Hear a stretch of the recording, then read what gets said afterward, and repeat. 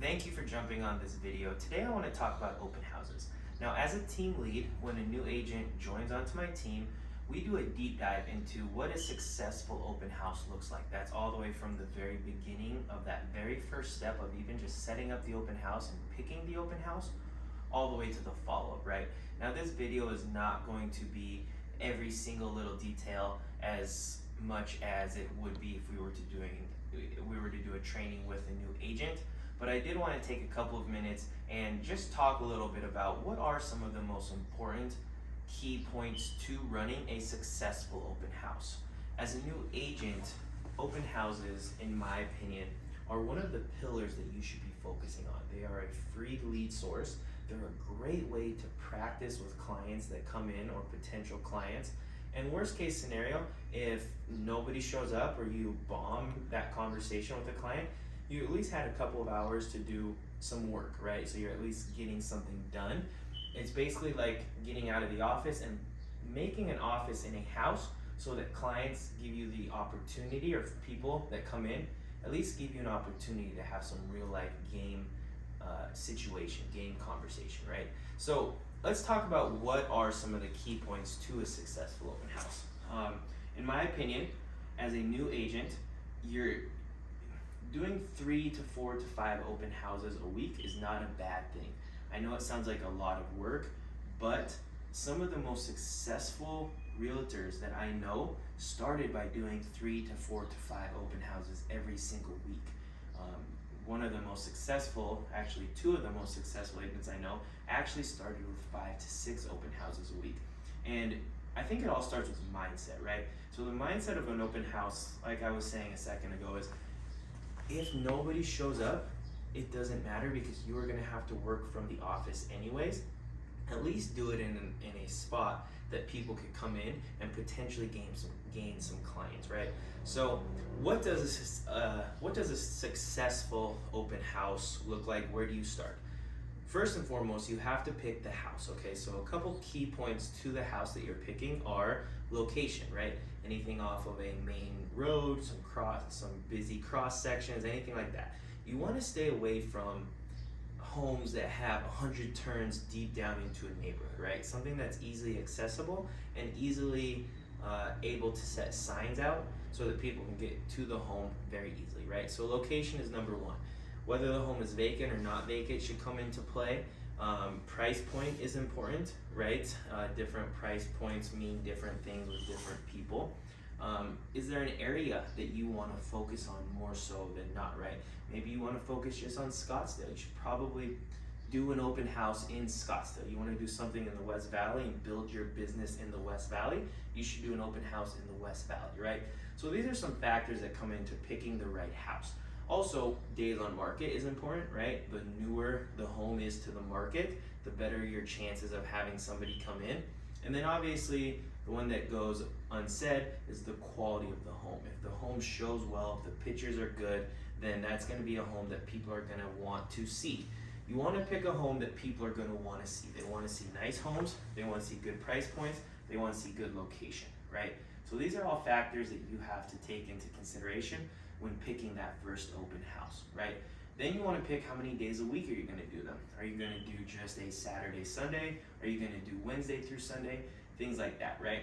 Now, a very important note about open houses that are on a Wednesday, Thursday, or a Friday, your best chance of success is picking a house that is near like a school, right? Something where parents are going to be coming to pick up or drop their kids off, right? If the parent comes and they see an open house sign, either before or after they pick up their kid, you have a better chance of that parent stopping in to come check out your house, right? So just something to keep in mind if you are going to do a Wednesday, Thursday, or Friday home.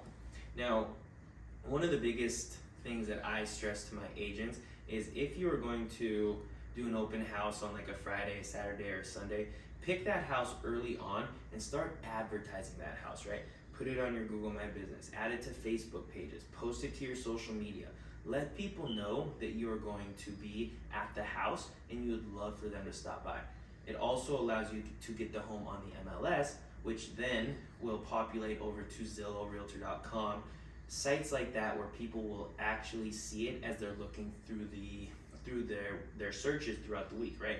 If you get that home selected on like a Friday, that home is gonna then hit the market or hit that Zillow website or that realtor.com very late, and then you're not gonna be able to have the best chance of somebody seeing it, right? So allow for people to plan on coming to their open house.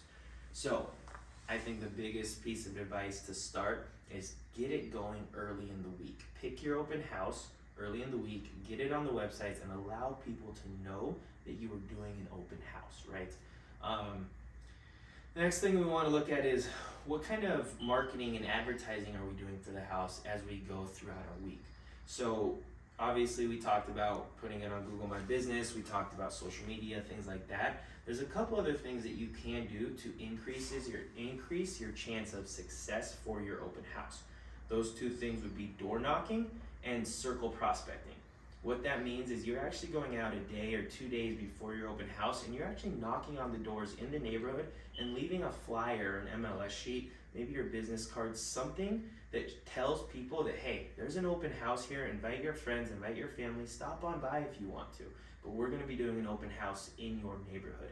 Circle prospecting is another way, is you actually make calls out to that neighborhood so that people can start inviting them. It's the same as door knocking, but it's done through the phone, right? So if you can add that extra layer into your open house process, it's just going to increase your chances for success, right? Let's talk about signs next, okay? Signs are very critical to your traffic because the more signs that people see as they're driving by your open house, which is why you want to pick a prime location, the better chance you're going to have of people coming into your open house, right? So when I have open houses, one of the questions I always ask is, how did you find my open house? Online, or did you see the signs? A lot of the times they will tell me they saw the signs, which means I placed my signs correctly and drew traffic in that might not have had any plans at coming in the first place, right? So again, you want to set them on main roads, pretty much anywhere there's going to be a lot of traffic, and then place them so they guide you very clearly to the home, because people really do appreciate good signage, right? So something to keep in mind, plan accordingly. Don't try to get to your open house 10 minutes before. Plan accordingly to set the signs up, get set up, and do your due diligence before you actually get to the open house. I think it is super, super important to note that if you're just gonna half-ass, excuse the language, an open house, that's how the results are gonna be, right? Get to the house, set the signs up, get your mental space right, get your paperwork, get your documents, get your items of value right, and be ready to do an open house. You're spending all this time preparing for it. Let's do it the right way, right? So speaking of items of value, I want to jump into what do we need for an open house and what type of things should we be bringing to the open house, right? So follow me over here. We're going to go into the kitchen and we're actually going to look at some of the items that we want to bring to an open house. Now there are a lot of different approaches that you can take for this. This is just something that I have set up, right? So this is something that I set up a couple hours or an hour before my open house. I wanted to get everything ready. And again, is the home occupied or vacant? That can kind of change your approach a little bit. But if you know if it's vacant or occupied, you're able to plan accordingly, right? So a couple of things I like to bring is as much information about myself as possible. So I have a customized buyer and seller guide. I have what I call a buyer agent brochure, but basically it has QR codes so that anybody can find me. You got my Zillow profile, my home search, so that people can actually do searching on my website, which is directly linked to the MLS. And then I also got my Instagram so people can see the content that I'm creating, right? You obviously want to leave a business card, some sort of item of value for lending, MLS sheets. I gave out the last one of these, but another item of value that I love to bring are comps in the area, right?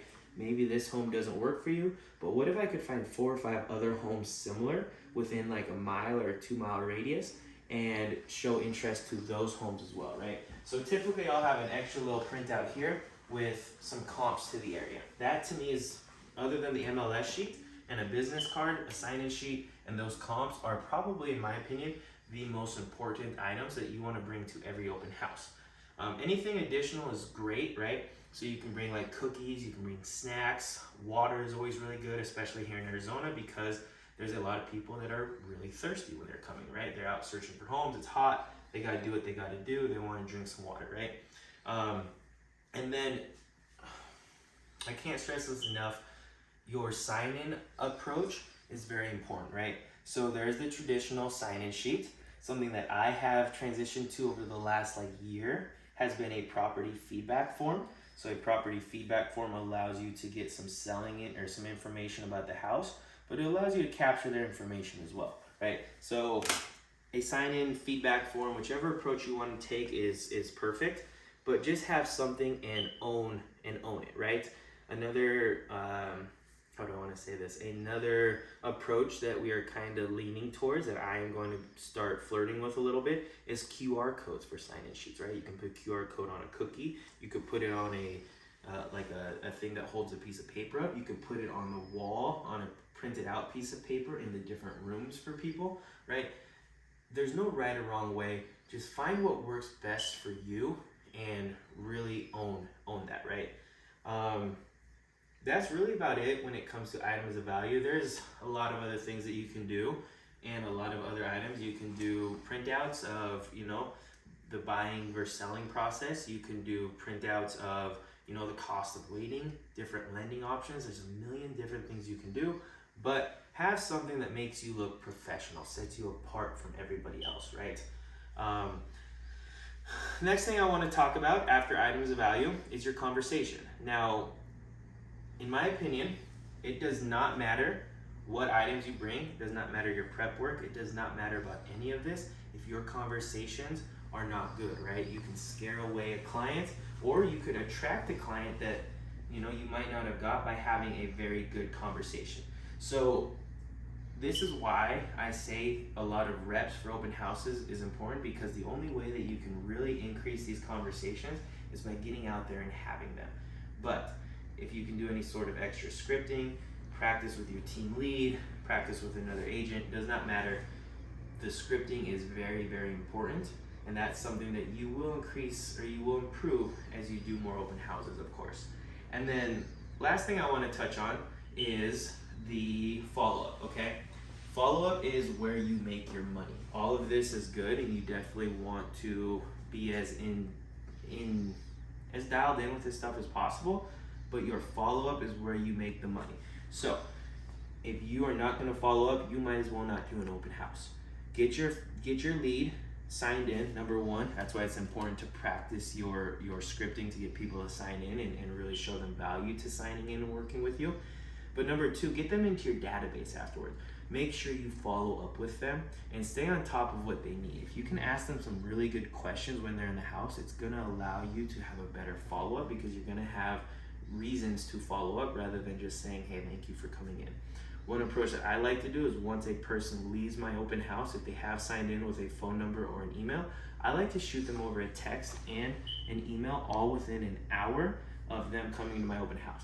That way they have my text thread at the top of their phone, they remember who I am, and it's just much easier to follow up with them afterwards. But a piece of advice I would give is definitely shoot them over a text or an email right as soon as they leave, within an hour. Get them into the database, follow up with them. I know this was a lot of information, and I'm not trying to throw too much at once. I think there are a lot of steps that we could break this, that we didn't even talk about, but also take some of these steps and break them down. If you have any questions, reach out to me, and I'd love to help you create a successful open house.